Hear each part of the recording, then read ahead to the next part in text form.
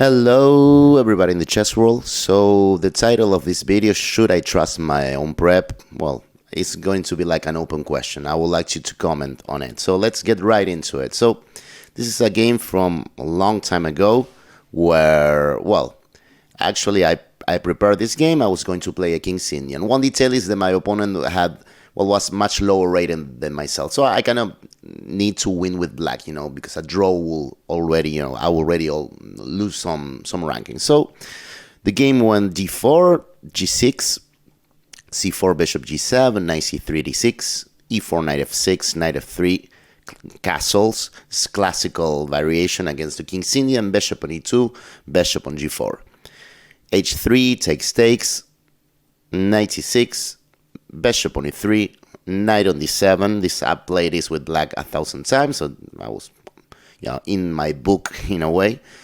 Castles, e5, d5, knight d4. Okay, here, well, without trying to pass judgment on what will be the best way to proceed with white, I could tell you that on the internet and also on some tournament games, I have seen 1,000 times this bishop takes e4, e takes e4, and knight on b5. But my opponent, instead of that, he played bishop on e2. And it's funny because I was still on my prep and I knew that I had f5 here in the study that I had made some time ago. So I was about to play f5. Well, one of the details is that, okay, bishop on e2 is an unusual move. So I didn't have much more than, let us say, like f5 and, I don't know, like f3, f4. I think one of the computers said, but because this is not really like theory, bishop on e2 is unusual. And I guess, well, bishop on f2, and, well, this is a classical position where we can go for this bayonet attack one day. But, well, again, considering that I must win with black, well, black kind of needs to be the case, like a successful bayonet attack, because otherwise this g7 bishop is, well, it's a locked down piece. Of course, you have to always be willing to play such positions with black if you're going to play the King's Indian. So that was not really my problem. I had no problem playing this position, and I was about, again, to blitz out this f5. However, well, really, I was about to play it, and I realized, wait. After f5, I didn't check really the other alternatives for white. And during the game, I thought, well, but if I play f5, what happens with bishop takes d4? And after e takes d4, now knight on b5, kind of like in the other more usual move. So, usual line.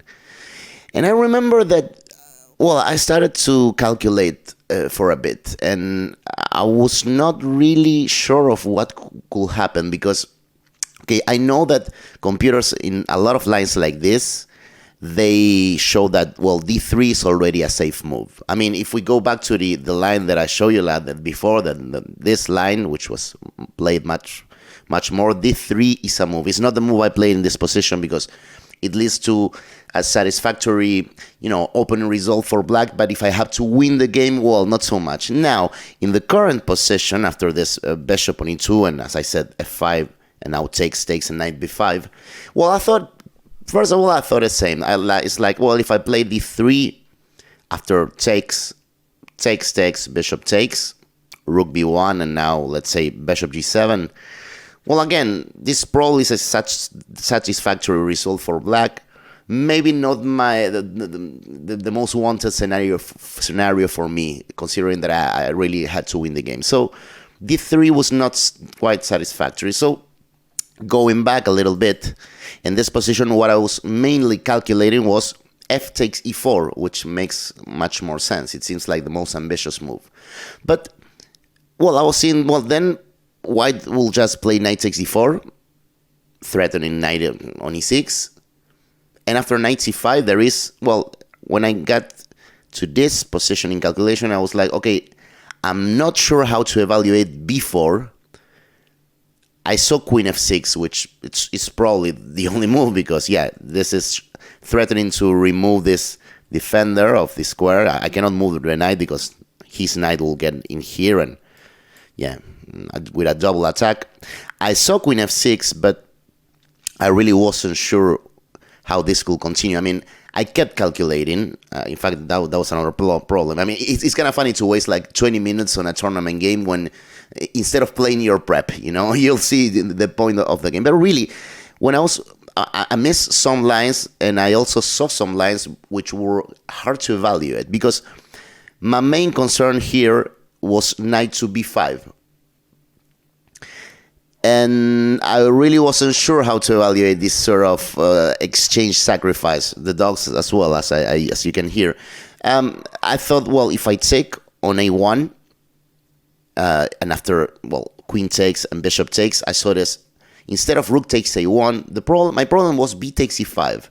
So yeah, I've won the exchange, but white is threatening the bishop, and c takes d6 followed by knight takes d6, as well as knight takes e7. I mean, I was really like, I didn't know how to evaluate this position. I was like, I'm not in control at all in here. So this is as far as I reached with my calculation. And well, to be honest, in the end, I did not play f5. I did not play the move, one of the moves that I had prepared. I actually played a6. So, well, I'll show you just briefly how the game continued. It was f4, probably not the best move. Then I just took the bishop, e takes, bishop takes, and here I think I made I don't know if a dubious move, but it was not precise. I played knight e5, which seems really logical, and a logical continuation of, yeah, e takes f4, vacating this square.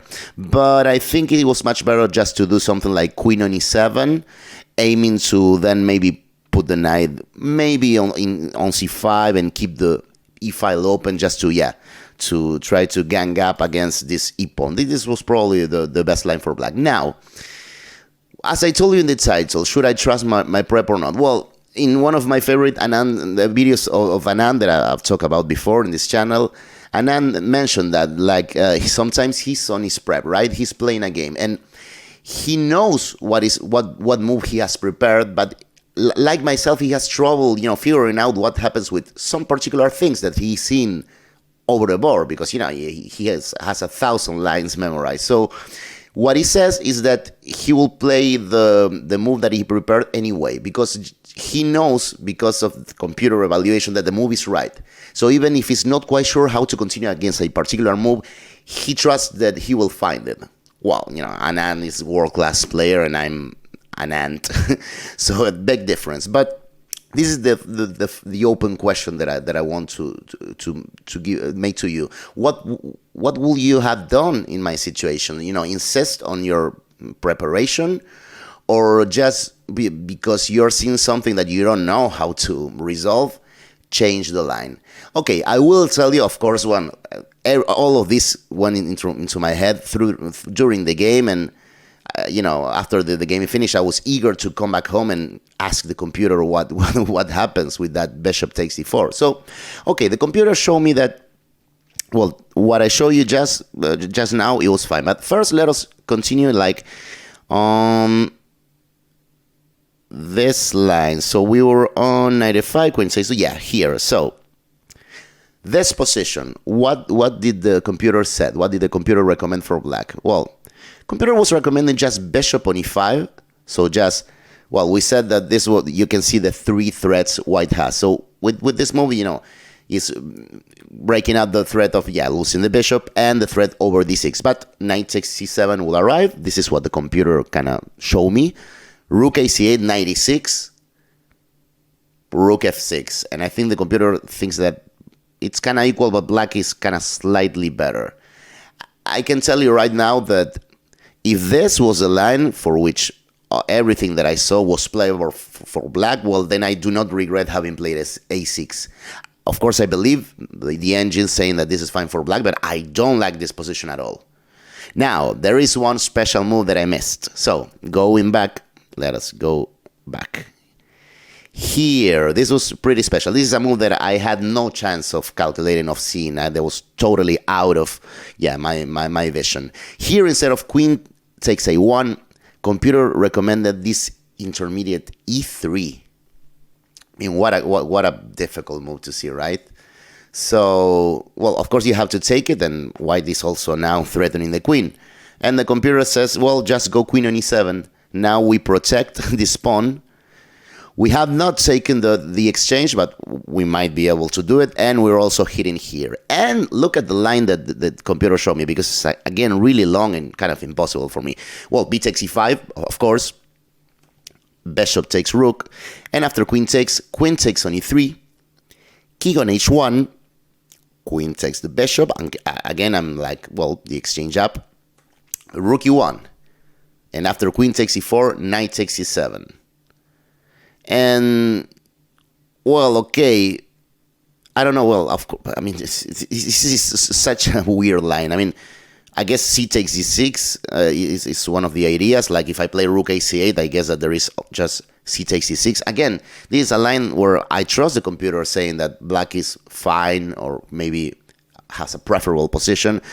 But, well, I mean, this is so chaotic, right? I mean, of course, the other detail is I was not going to see this e3 move in 1,000 years. I was but kind of glancing at queen takes a1 and nothing more. You know, like my analysis, in fact, stopped here. I wasn't sure how to evaluate this. Maybe I saw bishop on e5 and immediately rejected it. Like, well, but yeah, they're going to take on c7 and then go knight on e6. I mean, kind of weird, but what do you think? I mean, it's really... In fact, well, if I were to play this again, I'd probably take a few minutes again to think about f5 on a6, even knowing this special e3 move, because there are much more moves involved, so it's really not easy. So, well, I'm talking about trusting or not, you know, our prep or not, and some details about it. I'll give you a second example.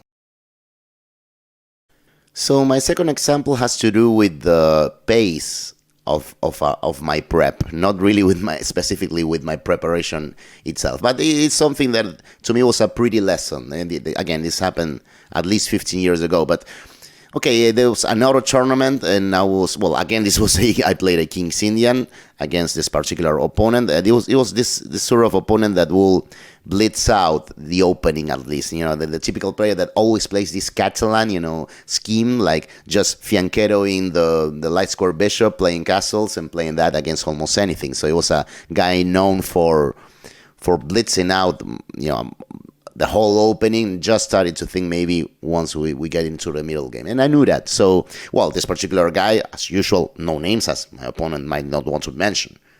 So, well, he was, as I said, a King's Indian, and I had, again, prepared this line. I mean, I knew he was going to play this fianchetto variation. So I played this, well, after e4, this is kind of super main line. I played this pawn takes, knight takes, rook e8, and this, well, I had the idea of one of variation that is kind of, I think it's the Gallagher variation. It's one variation, well, you'll see what I'm talking about, but h3, and, well, I was blitzing out myself, you know, that all of these moves were played like in seconds by both of us, and here I already knew what I was going to play. The Gallagher's plan starts here with the move a6.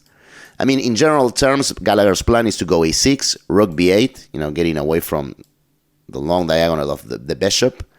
And normally, one of the ideas is to play just c5, then it seems anti-positional because we leave this backward pawn on d6. But after the knight on d4 goes away, black continues with b5. And even at the possible cost of this d6 pawn, well, black wants to play b5, take on c4, or play b4. That's the general idea. But yeah, the previous round, I also blitzed out my opening. Again, my opponent went right into my prep. So at least I was blitzing out until move, I don't know, 10, 15. I don't really remember. But after that game, one of my friends came to me and told me, well, I saw you blitzing out your every move in the opening, and I know that you did that because you had prepared, but think about this. Be careful with the pace. Sometimes it will be maybe better for you to just purposely lose a few minutes, like trying to pretend that now you're off book. It's just a psychological strategy, but I remember that got stuck in my head. I was like, well, that's actually a pretty good idea, you know? And I applied that in this game. I knew a6 was going to be my move, but after some thought, I actually played a6. Meanwhile, I was trying to, well, yeah, just trying to, look at more details on the position. I had already prepared this, so I didn't need to, but okay. My opponent played bishop on e3. I think I was not necessarily expecting that move. Again, I took 1 or 2 minutes. Well, I knew that I was going to play rook b8, and I played rook b8. Again, my opponent was just blitzing out every move. I mean, anyone who might have been looking at that game from the outside would have thought that I was now just out of book and my opponent's still on his prep. So, yeah, it's trying to use that psychological thing that my friend had told me. And here, well, I mean, I was like, I gotta confess, I was like thinking like, play queen d2, play queen d2, play queen d2. I thought queen d2 was a really awful move. I don't know if it's that awful, but my opponent did play that. So I wanted him to play that because I really like this knight on e5. This is what I played. And, well, this is going to be the first moment to ask you to get involved a little bit. Because, yeah, of course, I am threatening the obvious knight takes e4. But there is another threat in here for me. So can you see that? What will be the other threat besides knight takes e4? So pause the video and think. Okay, so the other threat that I have is actually to play c5, kicking out this knight, followed by bishop takes on h3. Because I have this double check over the king and the queen, so this bishop on g2 will be like, well, overcharged. He wouldn't be able to recapture. So, and it's funny because, well, because of all of that, I was expecting my opponent to answer with queen e2, which will be the way to prevent both threats, control the c pawn and also control the f3 square. And, well, I don't know if my friend's psychological, strategy worked, but my opponent actually played the more natural b3 move, much more natural, like, yeah, just spotting the one of my threats, not both. So I play c5, of course. And it's funny because, yes, what I said is true. I am going to play bishop takes on h3 next move. But I don't have such a big advantage here because white can and should play knight d2, e2. So only when my opponent played knight to c2, now I'm objectively much better. You'll see the difference. So, well, as I said before, this was the correct move, kind of to keep things almost equal. This is still a successful opening for black, but knight d2 was a good way to try to equalize. Instead, knight c2 allowed a big advantage for me because I played bishop takes on h3. I mean, I was sure I was much better. It's like a free pawn. And after rook 81, bishop takes, king takes. Well, you can see there is, in a way, no defense for this pawn. Well, nothing that is not bishop on f8, which, well, it's kind of like a passive move. But in this position, because this knight is on c2 and not on e2, I had the move that I played, which is queen on a5, preventing queen takes d6 because the knight on c3 is hanging. So that means that then I will be able to continue with, I don't know, if I wanted to just, well, rook here and I'll be a real pawn up. Going back, if instead of knight c2 here, white had played knight d e2, well, look at the difference. Bishop takes on h3, but the same move, rook 81, and after bishop takes, king takes, well, now queen a5 doesn't work because white will just, I mean, this is useless. I will not be hitting this piece. So they will be able to recover on d6. And the computer says here that, well, things are pretty much equal. I mean, I could play this bishop f8 that I mentioned to be a pawn up, but it's a really passive move. And, well, trying to play it more actively, well, b5 will be a nice try, but, well, computer always kills our in a way, the computer always manages to kill our hopes, just queen takes d6, queen takes, and rook takes. And after b takes, I mean, computer just showed me a major liquidation, like bishop takes e5, takes, and an equal position. Well, okay, I don't think this is equal in practical terms. I don't know, I'll probably play, I don't know, aim to maybe knight d3 now, I don't know, but maybe knight fd7. But yeah, objectively, well, you can see the pawn chain, and yeah, material is equal. So okay, going back to the game, I'll show you the game my game finished pretty quickly, because in here, after bishop takes, rook 81, and this thing about queen on a5, my opponent played f3, I went for b5, he took, and I recapture. And yeah, my idea here is like, well, to play b4, well, maybe just follow by queen takes a2, why not? And I guess my opponent lost his patience. He should have played the most passive move to prevent that, just a3. But he thought he saw some cool tactical idea. He played b4 himself. And after pawn takes, he played knight d5. This is what he had seen, but okay, this is, well, a miscalculation. I just played knight c4, attacking both the queen and the bishop. And, well, he played queen takes b4 to recover the pawn, but after knight takes d5, I am removing the defender, one of the defenders of this bishop, and attacking the queen. And, well, I mean, because you can see, white cannot recapture on d5, let us say, I don't know, here, because I will just take here with check. And you cannot recapture, because this knight, again, has too much work to do. If you recapture, you'll lose your queen. So that is why in this position my opponent played queen takes a5, but after knight d takes e3 intermediate move, well, he obviously resigned, right? I mean, he's just losing material after, knight takes e3 and knight takes queen, and my whole piece up. So, well, again, about the pace, well, sometimes maybe it's not such a bad idea, even if you're, and not only for that, but because not only for that psychological trick, that my friend was advising me to do, but, well, sometimes you don't want to blitz too much your prep, because you want to take a few minutes just to get used to the position, to realize what's really going on in the position. It's